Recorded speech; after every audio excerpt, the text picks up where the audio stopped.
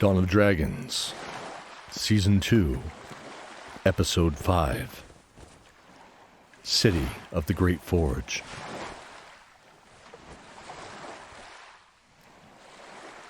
I'm sure it's good, ZORIN turned the mushroom over in his hand. It was the size of a softball, toasted a chestnut brown from the small campfire they had made. It smelled like aged cheddar, and probably was just as sharp and creamy, ZORIN told himself with a smile. Cordelia had pointed these out as non-poisonous ones, but was relying off of knowledge from the memory of a book she had read. It will suffice. Vix chimed in as he peeled a chunk of the flesh of his mushroom and carefully placed it in his mouth. He chewed with his eyes closed, trying to place the flavor. His eyes opened, and he saw the group staring at him intensely. What? Do you feel strange? No. Should I? Do you feel sick? like you're gonna shrink to the size of a mouse? Everyone looked at SKOTMIR. I heard it happened to some girl a long time ago, and I just... Shut up, SKOTMIR. And all of you, for that matter. I'm fine. Despite what you may have heard, elves are not all weak. We have a very strong constitution, in fact. Vic snorted, going back to his meal. Jade cocked an eyebrow at the needless brag and laughed, rolling her eyes. As they ate, the gentle lapping of the underground lake water on the shore was rhythmic and soft. The campfire was made of small twigs and had a broken board they had found. Wood was scarce commodity here in the dark underbelly of the world. The meal was pleasant, but there was the nagging of the last few days.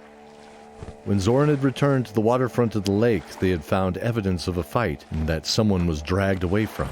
Jade could track 6 smaller bodies, the size of SKOTMIR, and noted they were similar in weight. The tracks were made by the steel heels of their heavy boots in the loose dirt. There was some oil from a lantern that spilled, some here on the ground. Probably half a day prior. Zane had a lantern. Their hearts gripped in worry. She noted chains bound the taller, most likely human, at the ankles before he was dragged into a 4-wheel cart, and finally away down the coastline of the cold, deserted lake. Zane. He looked up. Jade, are you positive they came this way around the lakeside? Yes. The lake was immense, with no sign of change in the coast direction in the last day's worth of travel. See, the tracks still traveled that way. There was one set of tracks with a set of large wheel ruts she was pointing at. She then pointed another set 20 feet away. The feet were turned opposite, but similar. The wagon ruts are more shallow, not as weighted down, and going the other way. That's where they most likely came from. Okay, great. Thanks. We will find your friend, ZORIN, I promise. She sat down. She didn't understand how she knew, but she did. The next day yielded a welcome change of scenery when they came across an old pier. The cart's tracks ended here, where the wooden cart itself sat as well. The pier had 3 small wooden rowboats moored along the left side. SKOTMIR noted these were Dwarven in make, well crafted, but plain. He was disturbed by this. BENEDICT put a hand on his shoulder. SKOTMIR, do you see that light in the distance? He pointed across the lake where a faint orange glow was on the horizon. SKOTMIR smiled. Jade was already nodding as she inspected the dark wood of the boats for any leaks before their next journey. The glow of the city became brighter as they made their journey over the next few hours. Soon they could see 4 giant pillars of stone ablaze with fires that ebbed and flowed from within, towering hundreds of feet towards a ceiling that still was lost thousands of feet in the darkness above. Sprawled at their base were comparatively tiny houses. Easily 50 of these houses sitting end to end would be the width of just one of these great pillars. They heard a large crowd bustling around in the distance, the occasional muffled shout carrying across the water to their ear, cloaked in the darkness. They were rowing towards a large harbor filled with various ships and sizes, with one thing in common, though. No sails. Well, I suppose that makes sense, actually. ZORIN saw the largest ships had easily 40 to 50 oars per side. Far to the left of the city was a dock, not in use, cast in shadow of one of the large ships. There. Let's dock there. We won't be too obvious coming in. Speak for yourself. Vix was wrapped in his long robe, staring at the approaching harbor, trying to anticipate what they would encounter in this glowing city of fire.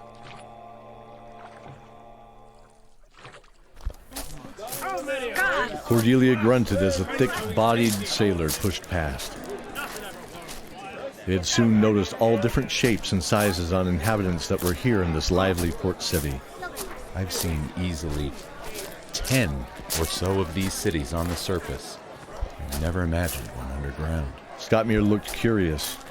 All the dwarves were ashen gray with cold, dark eyes. White, wiry beards shot from their chins like the coarse mane of a horse. I've heard of these cousins of mine. That explains it. Explains what? There's stories about those of us that live in the dark beneath the mountains and hills. They lose the love of the sun and the love of pretty things. All things have a purpose, and to make it pretty is, well, it's just a waste of time. They passed by a fishmonger, shouting at the crowd and holding a large pale squid on the end of a long hook. The smell was coppery and strong, but bidders were throwing hands up as fast as the auctioneer could rattle off his gradually increasing price. We need to find a place to lay low. BENEDICT said, looking around. Oh, what about that place there? The Pale Ale. Let's try it. They walked up the creaky wooden steps of the inn to the iron-bound door and slowly opened it.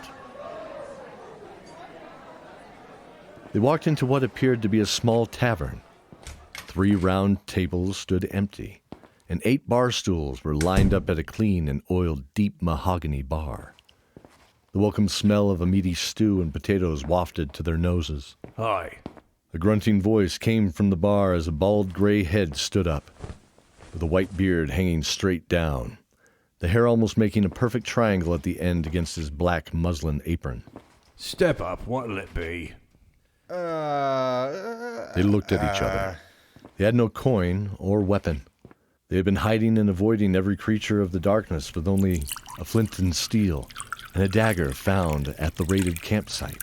Ah, you're the surface dwellers Doan was going on about. They looked at each other. ZORIN froze. He had heard that name before. Yeah, it's you. Librarian, 2 elves, ugly dwarf, and the rest of you. He told me to take care of you. What'll it be? They all looked at each other, hesitating. Well, it's cooking back there, Smiley. SKOTMIR laughed as he sat heavily on bar stool sized appropriately for his height. The meal was satiating but a little bland to anyone but this group. Yes, The meat was sweet and the potatoes savory. Every bite brightened the palate and a dash of salt excited the tongue. The stew was served with a coarse soda bread. They softened by dipping it into the thin broth. The pasty mess was hastily shoved in BENEDICT's bearded mouth with a smile. ZORIN smiled at his friend, his mouth full as well with the warm broth matting to the hair at the corners of their mouths. They both nodding in approval. They were all happily eating the stew, while Kegog the barkeep shook his head. Ugh, by the stone, it wasn't that good. They must be touched in the head. He grumbled. Soon they finished sitting back in their seats with smiles on their faces. Even the cool and collected Vix looked happy. How about some drinks? Hey, Kegog, can we order some drinks? I'll be there in a moment. Hold yourself down. BENEDICT mopped his short, dark-bearded cheeks. Ha! Hard to eat with a beard, huh? You gonna keep it? No.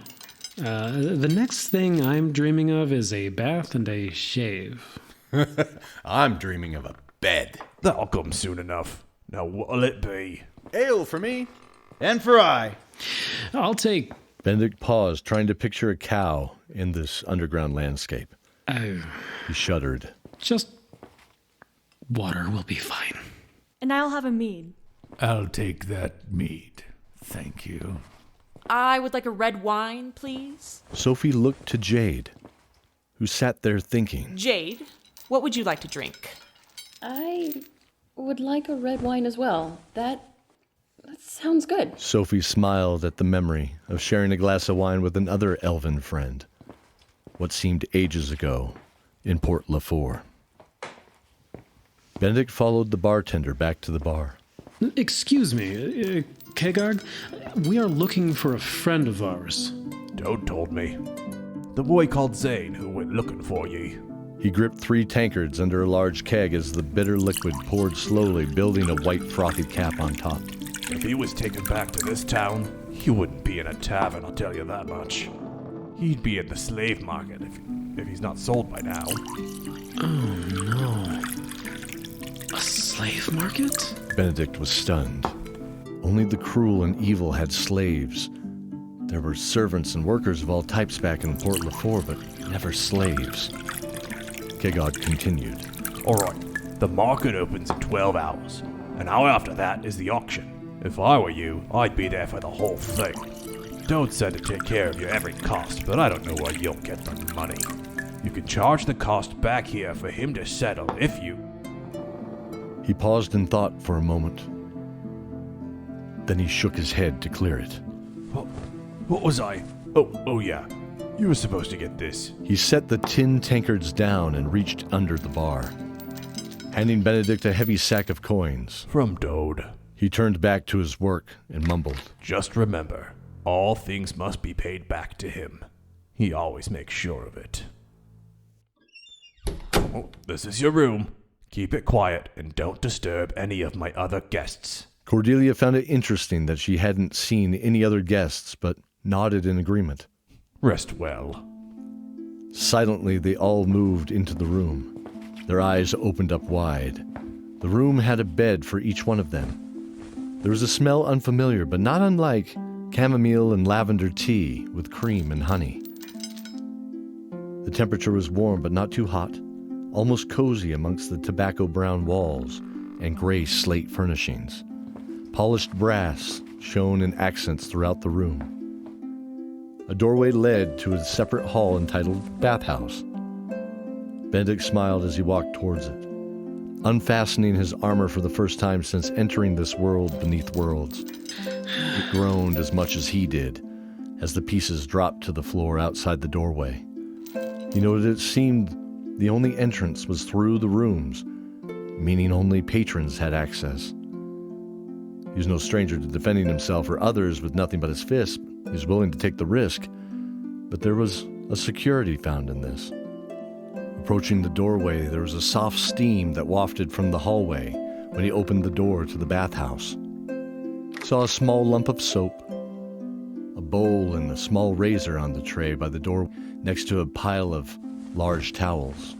The gentle steam made the wooden varnished table wet with warm dew, even from this distance. Be back in a bit. I'm, All right, then. He turned around to see everyone else was fast asleep. I promise then. The voice whispered in his mind.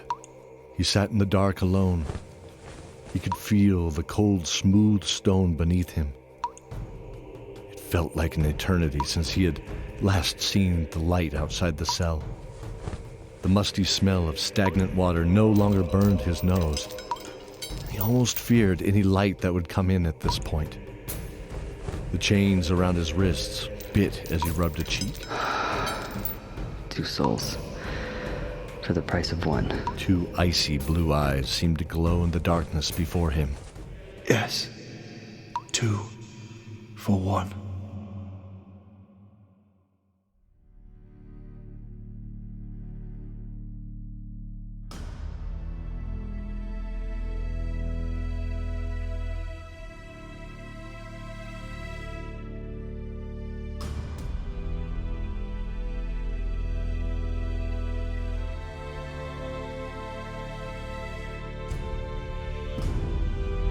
The Stranger is played by Philip Usher of the Averin Dark Saga podcast. Kagog the Bartender is played by Corbin Miller from the Podville podcast. ZORIN played by Cody Miller. Sophie, played by Sarah Jenkins. Zane Shieldheart, played by Storm Esco. Cordelia Shieldheart is played by Joleen Fresquez. Benedict Shieldheart, played by Brian Dowling. SKOTMIR is played by Colten Jannssen. Jade is voiced by Cara Danvers. This is Vix, the chaotic you sniveling fools. Voiced by Daniel Nichols of the Happy-Go-Lucky podcast. And I am Mike Atchley, your narrator. This episode was made possible by listeners like you and Brave Adventurers Paper Miniatures. We support our magnificent cast, music, and supporters by following their links in the show notes. Stay tuned for the next episode. What else awaits them in this grim underworld, and how they plan to escape. Stay safe, and remember the oath.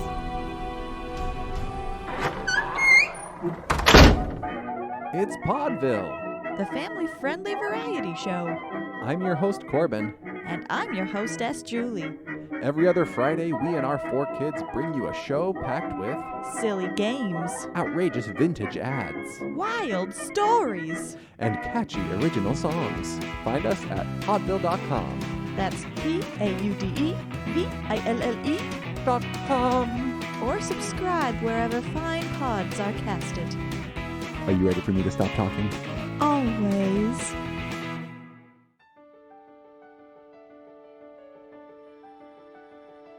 Now, Charlie, you and I have a deal. I'll be back for Christmas, which isn't that long from now. And you are going to make new friends and help Aunt Nani. You can't just leave me! Truly, I won't be gone long, and Aunt Nani needs your help. You don't need to keep saying it! Charlie, I know this makes you sad, and I know you're sad because you love me. Promise me you'll be helpful. Okay. I love you. The Happy-Go-Lucky podcast, producers of Charlie Saves Christmas, bring you our next heartwarming adventure. Cassie and the Spectral Shade opens April 6th, 2020.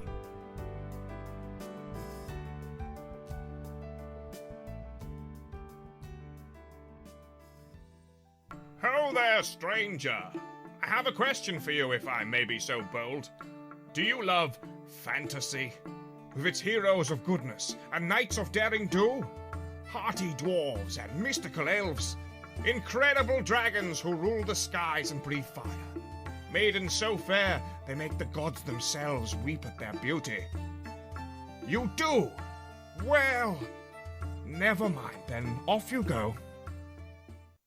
But if you like darkness, disparity, blood and gore, necromancy and demons, then I have a tale for you, my friend.